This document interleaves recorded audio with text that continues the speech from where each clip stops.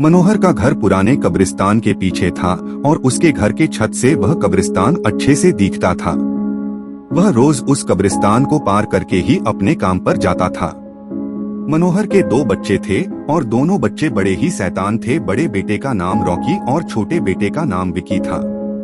एक बार गर्मी की छुट्टियों में रॉकी और विकी की बहन सोनिया भी आई हुई थी। तीनों मिलकर रात के लगभग 12 बजे एक रूम में ट्रूथ और डेयर खेल रहे थे। रॉकी सोनिया से पूछता है कि तुम ट्रूथ लोगी या डेयर। सोनिया डेयर लेती है और पूछी है कि तुम लोग कुछ खतरनाक करने के लिए तो नहीं कहोगे ना। रॉकी, ये हुई ना बात, तो जाओ अब छत पर से घूम करके आओ और छत पर रखे गमले में से फूल तोड़कर लाना होगा, तभी हमें पता चलेगा कि तुम छत पर से आई हो। उसके ऊपर खून लगा हुआ होता है। वह अदृश्य हाथ रॉकी को खींच कर लाते हैं और उस कब्र में ढकेलने की कोशिश करने लगते हैं। रॉकी चिल्लाता है, छोड़ दो, मुझसे गलती हो गई, मैं फिर यहाँ कभी नहीं आऊंगा, मुझे मत मारो, मुझे जाने दो। मनोहर काम से पैदल घर पहुँचने वाला ही होता है। जैसे ही वह कब्रिस्तान से गुजरता है उसे रॉकी की आवाज सुनाई देती है।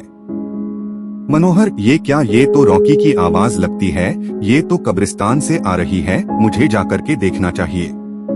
मनोहर कब्रिस्तान में चारों ओर देखता है लेकिन रॉकी कहीं नहीं दिखाई देता है। वह घर लौटकर आ जाता है और विकी से पूछता है कि रॉकी कहाँ है। विकी, पापा मेरे बार बार मना करने के बावजूद भी रॉकी कब्रिस्तान में चला गया। वो जानना चाहता था कि सोनिया जो कह रही थी वो सच है या नहीं। मनोहर, हमारे पास समय बिल्कुल भी नहीं है, जाओ घर के मंदिर में शंख में जो जल रखा है वो जल्दी से लेकर आओ, हमें रॉकी को खोजने कब्रिस्तान जाना पड़ेगा। विकी वो जल लेकर आता है। मनोहर और विकी कब्रिस्तान में जाते हैं।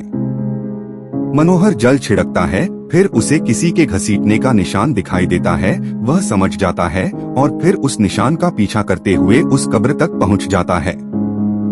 मनोहर कब्र के आसपास वो जल छिड़कता है।